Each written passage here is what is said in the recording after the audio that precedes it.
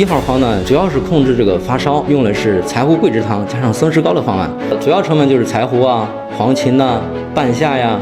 2号方呢，我们用的是桂枝汤合上半夏厚朴汤，桂枝、芍药、甘草、生姜、大枣，对缓解患儿的这个汗出呀、纳擦呀、咳嗽啊、精神状态不好啊、缩短他的病程啊，还是有帮助的。中医治病，它就是把这个邪气给撵出去，就是顺势而为。小家伙感觉状态已经好很多了哈。哎呀，比来时候好多了。中药加西药一起治疗，然后加快让孩子早点康复。